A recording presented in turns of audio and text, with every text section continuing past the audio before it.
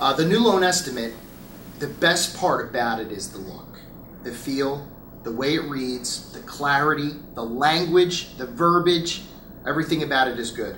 If you've been in the industry a long time, you've experienced the original GFE, which every lender had a different one, and the traditional TIL. And then you went through the experience of what the CFPB did in 2010, which was trying to uniform the GFE and the TIL to make every lender use the same form. Well, they did do that, but the problem is they weren't any good. The forms were still confusing. They still used heavy mortgage jargon, heavy verbiage that borrowers didn't understand. And even though the form was uniform, which did cut a lot of the silly business out of the market, it was still very confusing and the borrowers still didn't know what they're reading.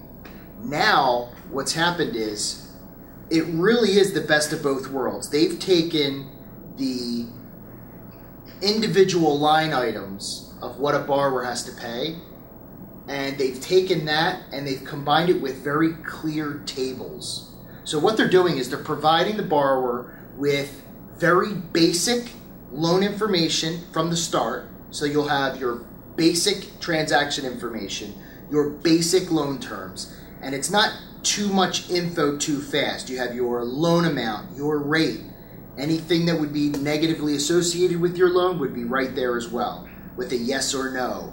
Can this hurt? Can this change at closing? Yes, no. And it doesn't provide them with certain categories they have to figure out.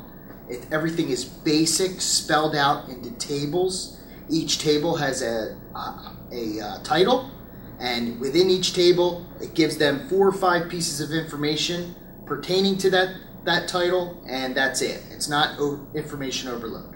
And it gives them all the important pieces that they want, too. Page 1 shows them the total closing costs, the terms of their loan, the cash they need to close, and then page 2 breaks down line by line what made up page 1, and everything's included. So you have everything that the borrower wants to see in a very clear, concise, easy to read table. And that's the way the entire form is brought up. And then you have the CD, which the first couple pages of the CD match the LE. So the borrower, it's really the same form just going through its growth. So you have the LE eventually becomes the CD.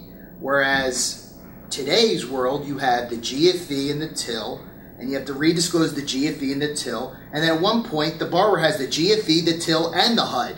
You have 3 different documents telling you the same thing. Whereas now it's the LE, at one point the fees become final, and now you have a CD.